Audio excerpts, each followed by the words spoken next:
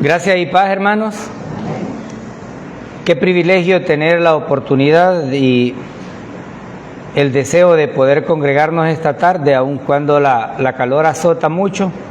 Agradecemos infinitamente a Dios la oportunidad que nos da y pedimos al Espíritu Santo que nos permita ser el instrumento que Él utilice para llevar a cabo este estudio durante esta tarde.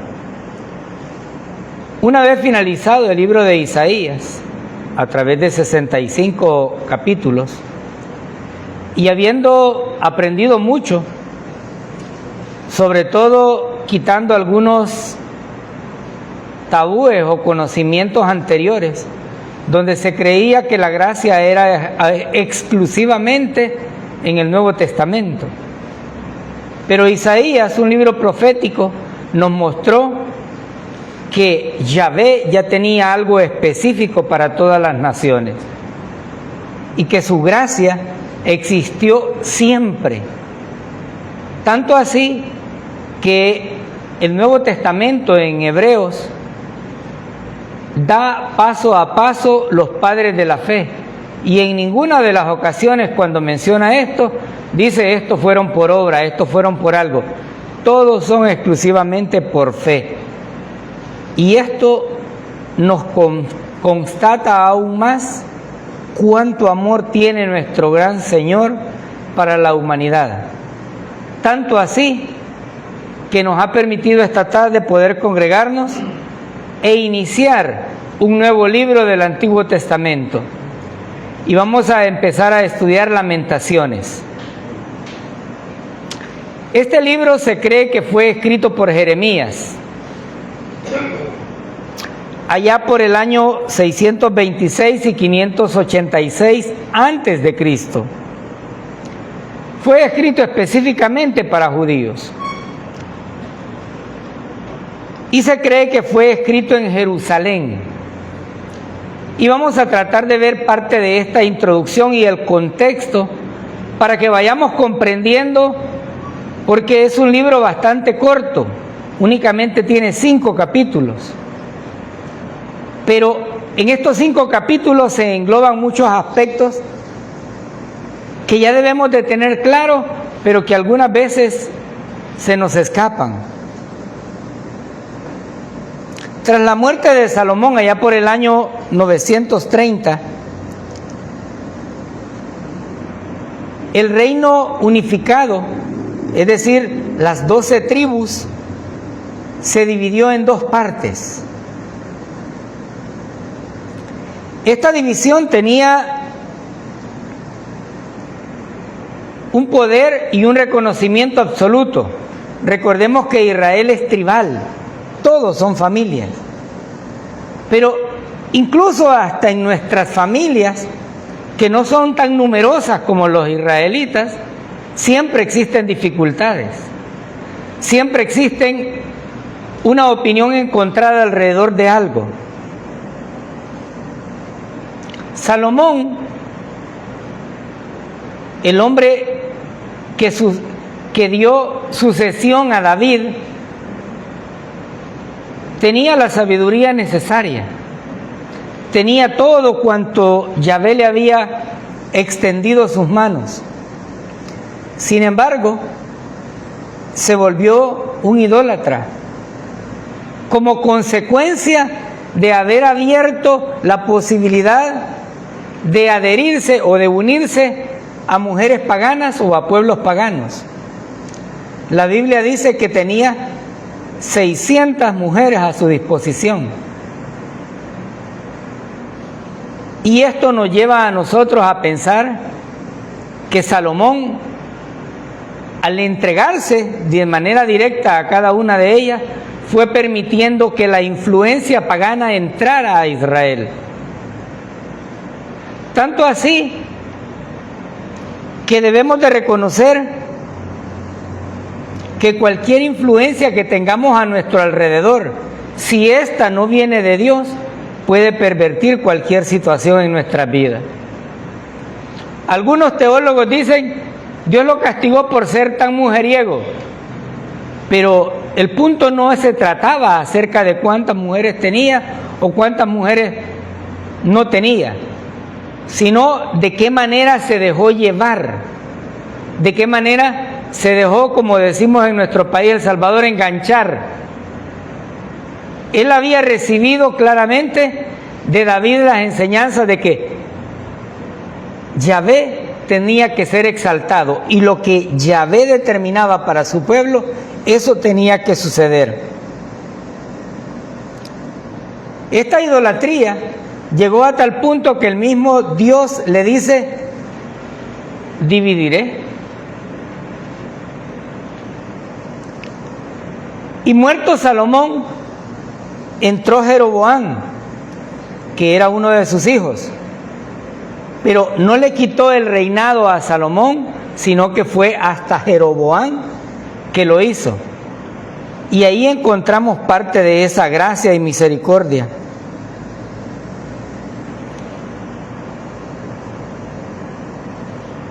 Estas profecías acerca de la división de las 12 tribus ya había sido dada.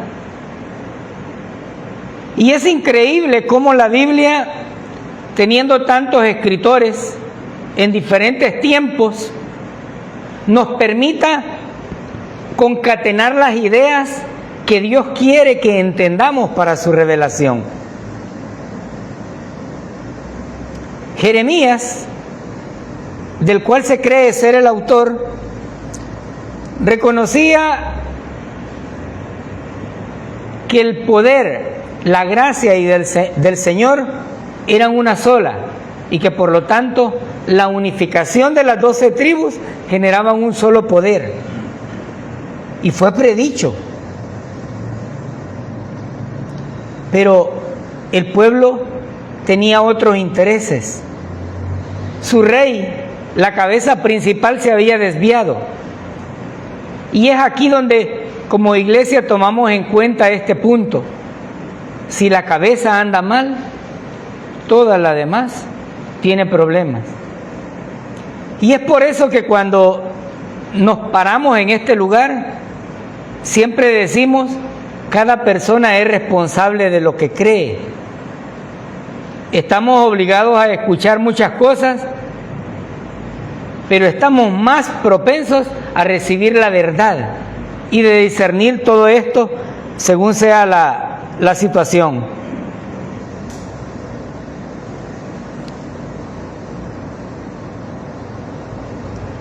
Tras la división de las 12 tribus, se establecieron 10 a un lado y 2 a otro. Y esta no solamente fue un problema político, sino que además fue un problema religioso que llevó a tener una cultura totalmente dispersa. Y esto llevó inicialmente a establecer a Israel con su capital Samaria, mientras que Judá dejó su capital como Jerusalén. Es decir, una familia dividida en dos partes, pero estas dos partes tenían algo diferente. En lo religioso, Judá tenía el templo, pero Israel, las 10 tribus, no tenían un templo. Y eso llevó a una serie de consecuencias, porque Jeroboam no tenía el interés de que todas las otras 10 tribus tuvieran que llegar a la de Judá, al templo, para poder adorar. Y algunas personas dicen: ¿y por qué no adoraron en ese lugar? Pero para los judíos su templo era algo sagrado, porque era ahí donde Yahvé se concentraba, era ahí donde Yahvé escuchaba sus súplicas, era ahí donde hacían los sacrificios de adoración. Pero al no tener el templo, Jeroboam dijo: hay que construir lugares altos para adorar. Y por ahí surge el becerro de oro. Y el pueblo, es decir, las 10 tribus, empezaron a adorar a un becerro de oro, creyendo que estaban adorando al Dios Todopoderoso. Y aquí es el problema principal. Porque la gente en este tiempo dice, si todas las oraciones van para Dios, y no es cierto. Como también se equivocan cuando dicen, si todos somos hijos de Dios, tampoco es cierto. Porque la Biblia es clara y dice que aquella persona que confía en la obra redentora de su Hijo Jesucristo tiene la potestad de ser hecho hijo de Dios. Es decir, le autoriza el término legal para convertirse en hijo de Dios. Pero si no le ha creído, tampoco es hijo de Dios. Es una criatura creada por Dios. Y lo mismo sucedía aquí. El problema de la idolatría no solamente suscita en este tiempo, es un problema antiguo. Muchas personas no quieren ver realmente que desviar nuestra atención hacia objetos, hacia creaciones humanas y no ver el blanco perfecto es idolatría. Jeroboam creyó que negando la posibilidad de que su pueblo no saliera y creando lugares altos de adoración, esto iba a ser suficiente.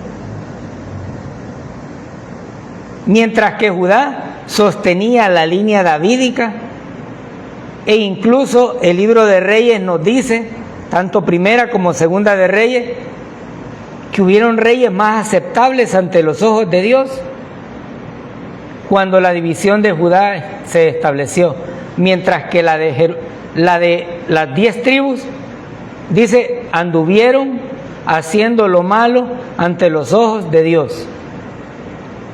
Pero si nosotros estudiamos estos libros, vamos a encontrar que el problema principal fue la idolatría.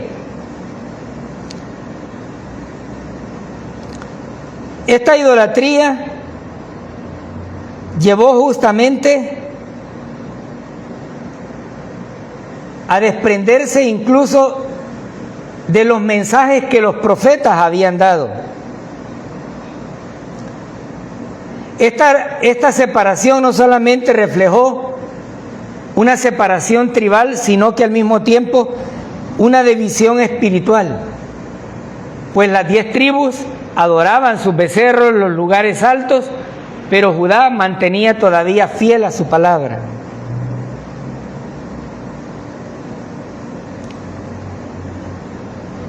En las 10 tribus se encontraban Rubén, Simeón, Dan, Neftalí, Gad, Aser, Isaacar, Zabulón, Manasés y Efraín.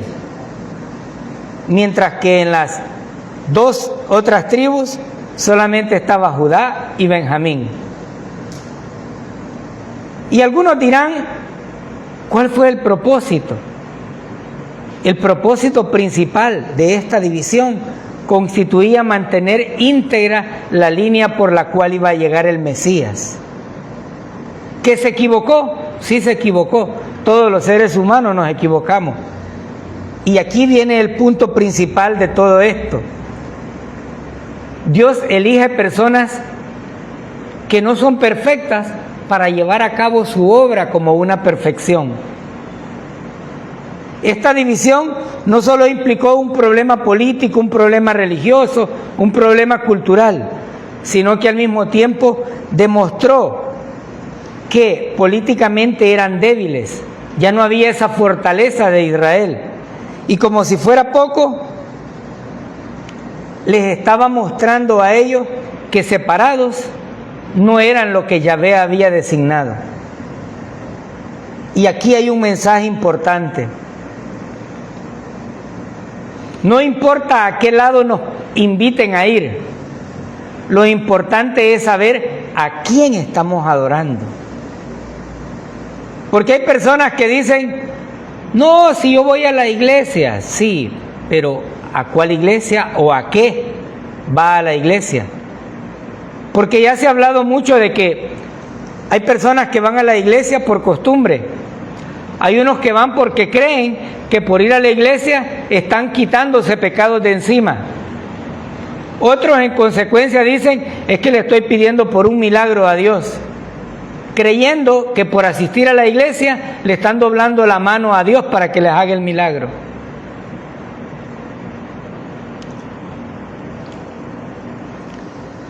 El haber establecido lugares altos llevó prácticamente a la decadencia total. Y aquí, como creyentes de este tiempo, debemos de pensar, ¿acaso tenemos algunos lugares altos en algún lugar nosotros de nuestros hogares o de nuestras vidas?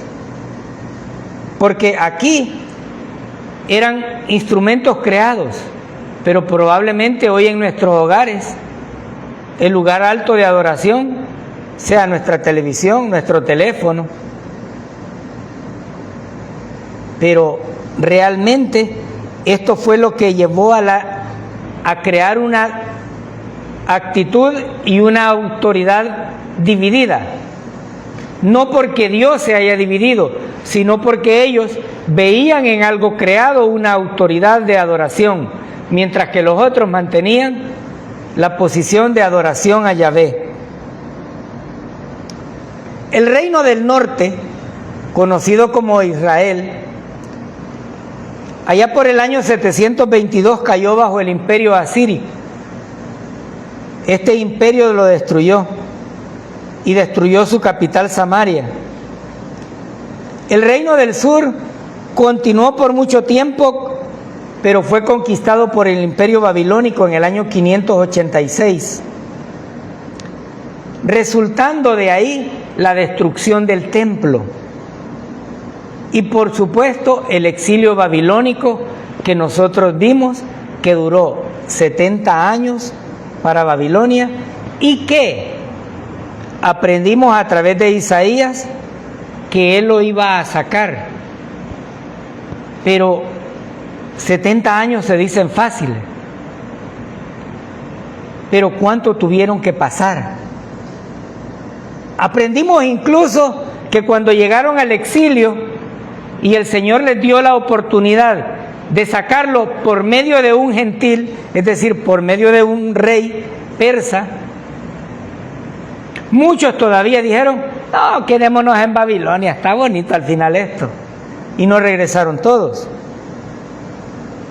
Pero la destrucción que se generó, no solamente en Israel y en Judá, llevó a crear una desolación total. El pueblo judío siempre fue opulento, porque Yahvé le daba la opulencia, porque Yahvé lo ponía en alta estima, porque él guiaba su caminar y vencía a cuantos cayeran a su alrededor. Pero aquí aprendemos algo más.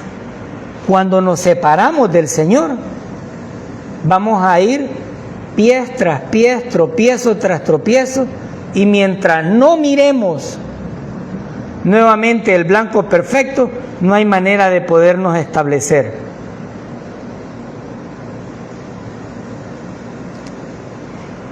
Estos versículos o esta introducción nos permite ver que el pecado de Israel fue grande, pero también nos alegra y nos alienta a saber que el amor de Dios fue todavía aún más grande. Y esto, hermanos, es digno de darle honra y gloria al Señor. ¿Qué merecían estas 12 tribus por ser idólatras? Que las destruyera por completo. ¿Pero qué hizo el Señor? Les disciplinó a través de un exilio, pero después las restauró, después las levantó. Y hemos estudiado incluso en Isaías que va a haber un momento en donde ese Jerusalén, Israel, será el centro de todo el universo, de toda esta tierra. ¿No les parece maravilloso cómo el Señor nos lleva de acontecimientos en acontecimientos y nos va mostrando cómo elige lo imperfecto para realizar su obra perfecta? El género literario del libro de Lamentaciones se nos presenta como una poesía hebrea. La poesía hebrea no contiene una estructura como la poesía tradicional. En la poesía tradicional encontramos muchas figuras literarias que están dentro de la poesía hebrea. Encontramos una métrica, pero aquí no hay una métrica específica para cada uno de los versos. Pero esta poesía hebrea se representa por medio de un acróstico. El alfabeto hebreo contiene 22 letras. Cada uno de ellos, el capítulo 1, nos va a mostrar 22 letras del alfabeto hebreo en cada uno de sus versículos, y en cada uno de ellos vamos a ir aprendiendo algunos aspectos interesantes. ¿Cuál es la idea principal del libro? Uno de ellos, contemplar la profecía como algo importante, como la palabra de Dios para hacer. Es decir, Yahvé había dicho que este pueblo se iba a dividir y se dividió. Verdadero. Número 2, el seguimiento de los rituales que ellos tenían que llevar. No es cierto que porque usted dice voy a ir a adorar a Dios, pero lo voy a adorar a mi manera, lo está haciendo de la manera correcta. El Señor es claro en su palabra y dice, quiere adoradores en espíritu y en verdad. Es decir, no es una adoración a medias. No, yo lo voy a adorar a través de mis ofrendas. Y venimos y le echamos el dólar al canastito, ya le adoré al Señor. Y muchas veces creemos que estamos adorando bien. Pero al teléfono le metemos $13 de saldo. Y a Dios solo le damos $1. ¿No les parece que algunas veces sarcásticamente pecamos creyendo que porque yo vengo a adorarle a Dios y le traigo un poquito, pero mi teléfono no puede andar sin saldo? El tercero de los puntos que trata es la sabiduría. Tomar una decisión importante hoy en el pleno siglo XXI es trascendental. Todo el mundo, entendido esto, como todas las personas que vivimos alrededor de él, vivimos preocupados incluso de qué vamos a comer mañana. Y no hemos experimentado el mañana. Pero poco les interesa saber a dónde va a parar esa vida.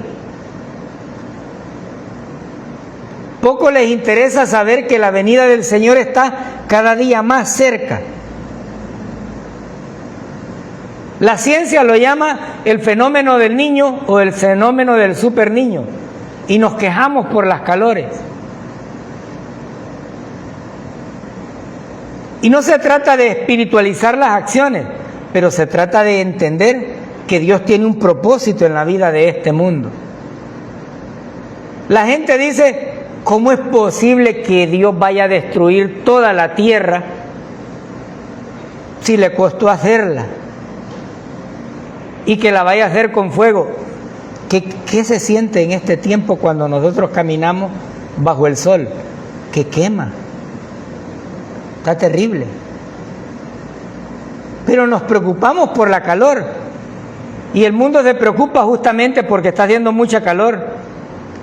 Pero no nos preocupamos a dónde vamos a ir después de que termine toda esta calor.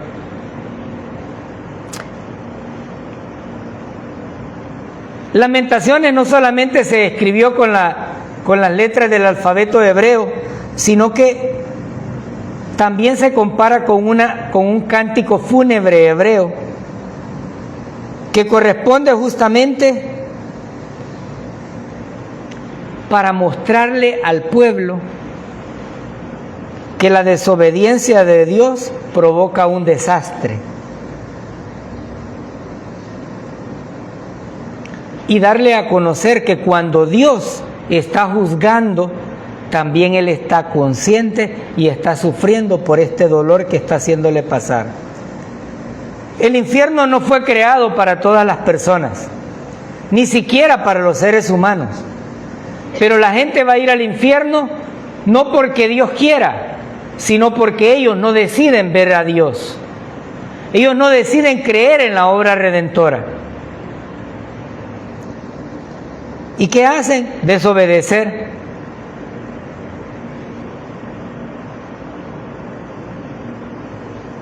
Este libro tiene un profundo sentimiento personal y una agonía espiritual experimentada por la caída de Jerusalén, la justicia de Dios al llevar al derrocamiento de Sión, pero tiene la esperanza que finalmente depende todo del carácter de Dios. El versículo clave de todo esto lo encontramos en Lamentaciones capítulo 1, versículo 18. Este es el versículo clave.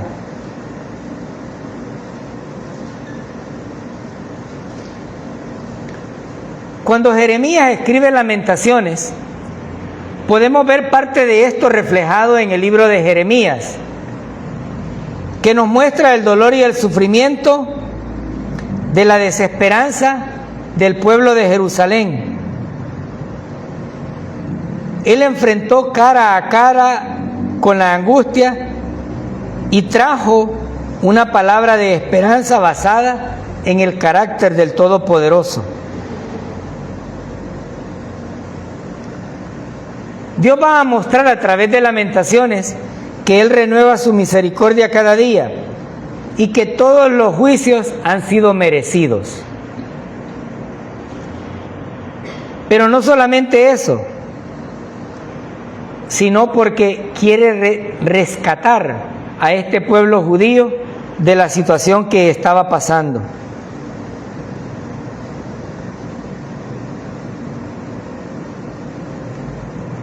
Entre una de las acciones que este pueblo había hecho de manera negativa, de los cuales los profetas clamaban para que esto no sucediera, podemos ir al capítulo 7 de Jeremías, versículo 21.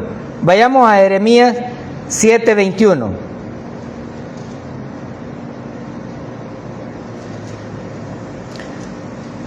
Para que veamos cómo los juicios del Señor sí tienen la autoridad de justicia por lo que acababa de hacer.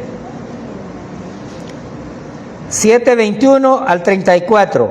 Así ha dicho Jehová de los ejércitos, Dios de Israel: añadid vuestros holocaustos sobre vuestros sacrificios y comed la carne, porque no hablé yo con vuestros padres, ni nada les mandé acerca de holocaustos y de víctimas el día en que los saqué de la tierra de Egipto.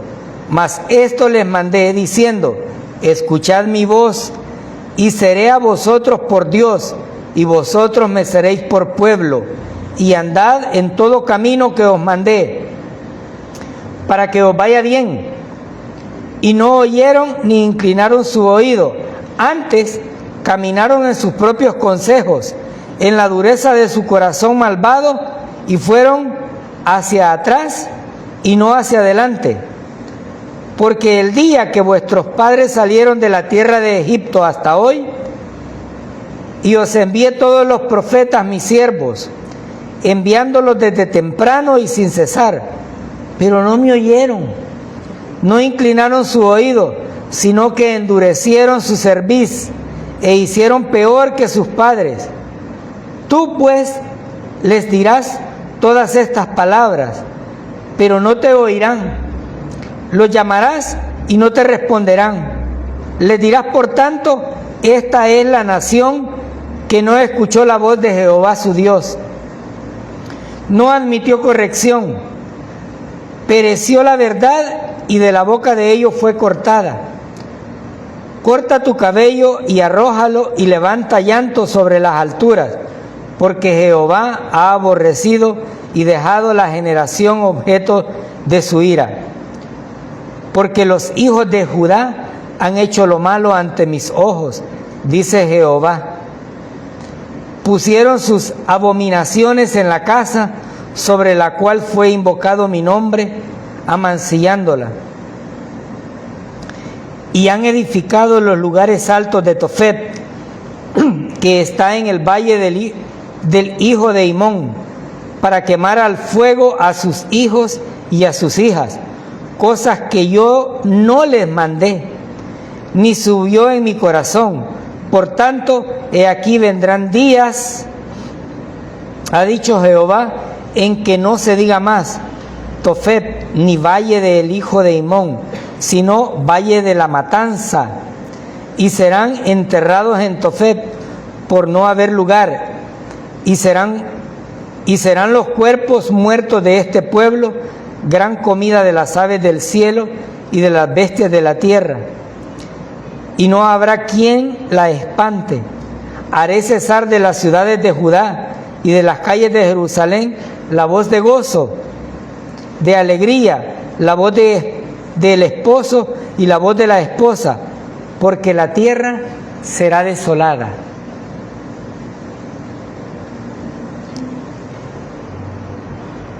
Las palabras que Jeremías había profetizado daban la pauta clara acerca de lo que le iba a pasar. Las profecías habían sido dadas a conocer. Y lo que el Señor estaba manifestando era justamente eso. Un juicio claro, un juicio justo, que llevaba justamente una interrelación del comportamiento que ellos habían tenido. El libro Lamentaciones no solamente recoge los lamentos, como su nombre lo dice, sino un clamor fuerte del pueblo de Israel, pidiendo piedad y misericordia por todo lo que habían hecho. Y esto nos recuerda a cada uno de nosotros, no de reclamar como algunos pastores dicen, no de exigirle a Dios, sino de clamar por misericordia cada día que tenemos de vida. No importa cuáles sean las aflicciones, no importa cuáles sean los problemas, estamos obligados a clamar, y será Dios en su infinita misericordia, así como restauró a Israel, que restaure nuestras estabilidades. Con estos elementos en mente, quiero que vayamos al capítulo 1 de Lamentaciones, versículo 1. Versículo 1 y 2. Alef. Alef es la primera letra del alfabeto hebreo. Dice: ¿qué sola ha quedado la ciudad populosa? La grande entre las naciones se ha vuelto como una viuda. La señora de provincias ha sido hecha tributaria. Versículo 2. Bet, amargamente llora en la noche, y sus lágrimas están en sus mejillas. No tiene quien la consuele de todos sus amantes. Todos sus amigos le faltaron y se volvieron enemigos. Aunque ya leímos que la caída de Jerusalén había sido predicha, Jerusalén no contemplaba esta caída así. ¿Por qué? Porque no creían lo que los profetas decían. Porque aunque eran advertidos por los profetas, ellos decían no. Al contrario, Jeremías pronunció declaraciones importantes. Una de ellas, que aquella gran ciudad, populosa ciudad, había quedado desolada. ¿Para dónde se habían ido? Para el cautiverio. Y no iban a disfrutar, iban a cumplir una disciplina que no era grata, pero que era necesaria. Uno a veces dice, no me gusta ser disciplinado, y realmente la disciplina no agrada, porque nos quita todas aquellas cosas negativas por las cuales hemos recibido la disciplina, y nos hace ver cuál es el error cometido. Pero Israel, dentro de este contexto, había quedado totalmente desolado. Jerusalén no tenía nada. El rey Nabucodonosor se había llevado no solamente la crema innata de Israel, sino todos aquellos que le iban a servir a favor y para construir su propio imperio. Y eso lo hemos estudiado. Otro de los puntos es que lo compara como una viuda que ha sido hecha tributaria, es decir, que aún en medio de la viudez, y utiliza la figura como viuda para dar a conocer que Dios, Yahvé, la quitó del camino. Algunos dicen, Dios ya no quiere nada con Israel, pero eso no es cierto. Israel constituye, incluso en este tiempo, la niña de los ojos de nuestro Señor. Tenía que disciplinarlo, pues definitivamente. Para ellos, la caída del templo constituía una catástrofe grande. Jeremías no solamente hace el contraste entre la populosidad que tenía este pueblo, sino cómo ha quedado ahora, solitaria, vacía, conquistada. Después de ser una conquistadora, ahora pasaba a ser conquistada. Después de tener autoestima y estar en las manos del Señor, ahora pasaba a estar desamparada por su misma actitud. Y no es extraño cómo Jeremías dice, ¿cómo ha quedado la ciudad? Y cuando yo leo estos versículos me pongo a pensar en una ciudad grande, donde todo es próspero, pero pienso en la actitud de Jeremías viendo que esta ciudad ya no es lo que era antes. Pero en este contexto se creía que la ciudad jamás iba a terminar así.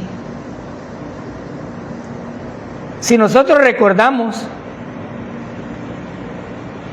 los hechos por los cuales cada una de las cosas que fueron quitadas o conquistadas por Babilonia, con derecho a corrección con el rey Ezequías, Ezequías dijo, vean todos los tesoros que tengo, y mostró abiertamente todo lo que Israel tenía. Pero vino el profeta y le dijo, ¿qué les mostraste? Todo lo que tenemos. Y le dijo, no. Desde ahí había una desobediencia. Desde ahí se muestra cómo los juicios de Dios eran totalmente justos. Y Jeremías los compara a este pueblo con una viuda. Y la viuda en este contexto era símbolo de debilidad, símbolo de vulnerabilidad, porque ya no había un esposo que respaldara. Pero también la mostraba como la obligación de apoyo y la ayuda que esta viuda iba a necesitar. Por eso estaba clamando, pero estaba clamando no solamente como profeta, sino como parte de este pueblo, gimiendo por los dolores. Y utiliza estas figuras para decir que llora amargamente por la noche. Y es que una cosa es vivir en opulencia y otra cosa es vivir en carestía. La opulencia con la que vivía la llevó a no ver que lo que estaba haciendo estaba equivocado. La llevó a creer que su autosuficiencia podía sostenerle. Pero la verdad es que no hay autosuficiencia humana que pueda.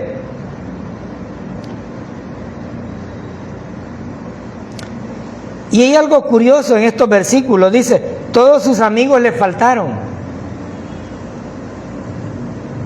Pero algunas veces uno dice, ¿cuáles eran estos amigos? Al pueblo de Dios se le había dado la instrucción precisa de que no debía recibir a aquellos pueblos paganos, que no debía de tener alianzas con estos pueblos paganos. Pero el pueblo, en su desobediencia, consideró sus amigos a los moabitas, a los edonitas, a los amorreos. Y aquí se muestra cómo el paganismo es más fácil de adquirir que una verdadera cristiandad. ¿Habían recibido el mensaje correcto de parte de Dios? Sí. Pero le creyeron más en los ídolos que veían. Creyeron más en ídolos tallados a mano. Se desviaron. Y ellos creían que estos moabitas eran sus amigos. Pero ante su caída, ¿qué hicieron? Nadie de ellos. Y no es cierto esto todavía en este tiempo. A veces nosotros decimos, yo tengo un amigo que es poderoso porque es político, pero cuando nos ven caídos, ni políticos, ni ricos, ni adinerados, ni como sea, nos vuelven a ver. Pero hay uno que no nos abandona, nuestro Señor Jesucristo, nuestro Dios que entregó su vida por cada uno de nuestros pecados, aun cuando ni siquiera lo merecíamos. Aquel que hoy por hoy tiene los brazos abiertos para que todas aquellas personas que no han confiado en la obra redentora de su Hijo Jesucristo puedan hacerlo. Puedan hacerlo y creer que Él pagó la deuda de todos nuestros pecados. Y cuando creemos eso, somos salvos. Este pueblo había recibido instrucción, pero vivía religiosamente, creía a medias. Sí, creemos que hay un Dios todopoderoso, pero los moabitas, los edomitas y los amorreos tenían un Dios al cual entregaban sus hijos y los tiraban así al fuego. Y creían que ese sacrificio agradaba a Dios. Tenían dioses paganos que lo llevaban a la lascivia a todo mundo y creían que esa era una forma de adorar al Dios verdadero. Pero Dios no es un Dios de desorden. Nuestro Dios es un Dios de orden que determina directamente cómo debe de ser el caminar de su iglesia.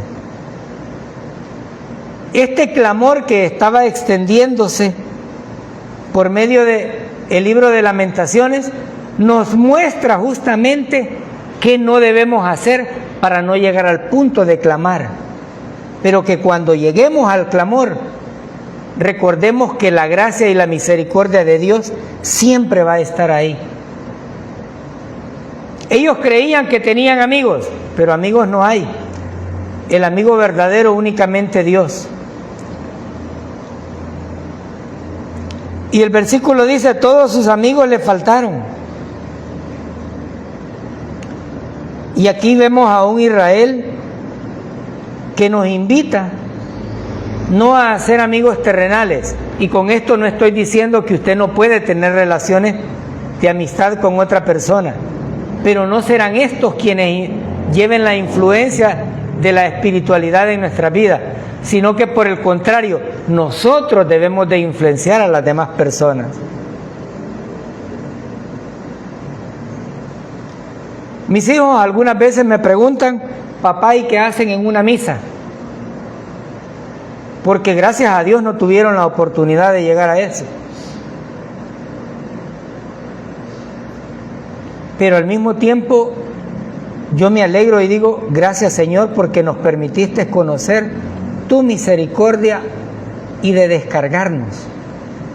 Este pueblo estaba experimentando clamores enormes.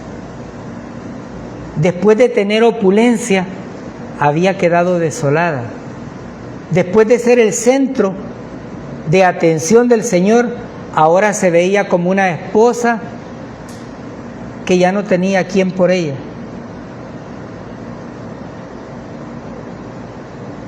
El libro de Lamentaciones nos va a ir llevando paso a paso cómo el Señor quiere darnos a conocer.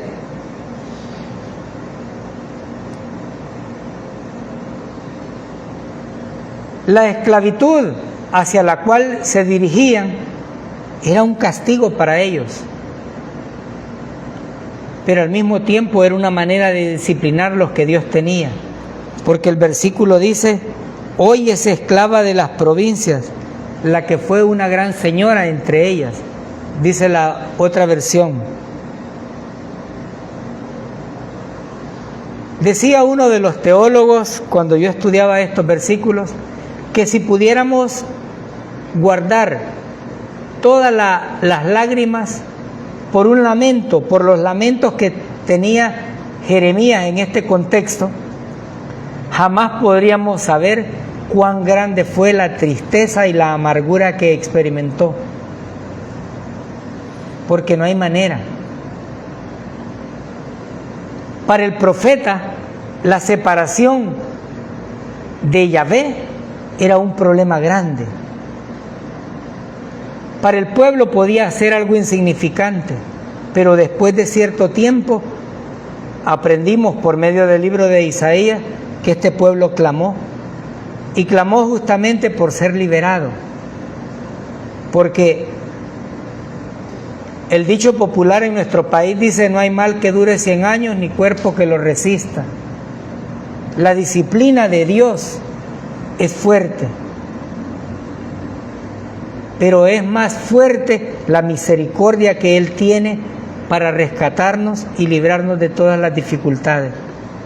En Lamentaciones vamos a ir viendo cómo cada una de estas misericordias se va expandiendo por medio del clamor, por medio de esa fuerte manifestación de dolor, porque el profeta está expresando su sentir alrededor de la dificultad que están experimentando. Y este es el punto.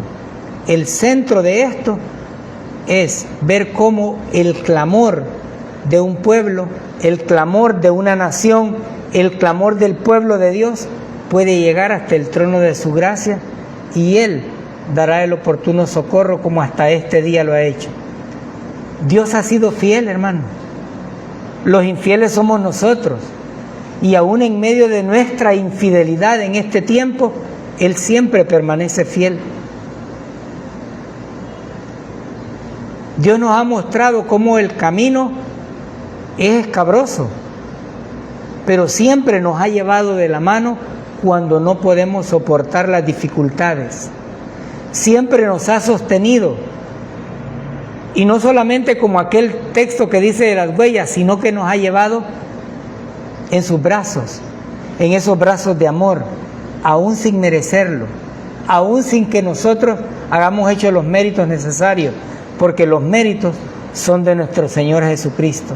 El que tenga oídos para oír, que oiga. Nos vamos a quedar aquí. Amadísimo Padre,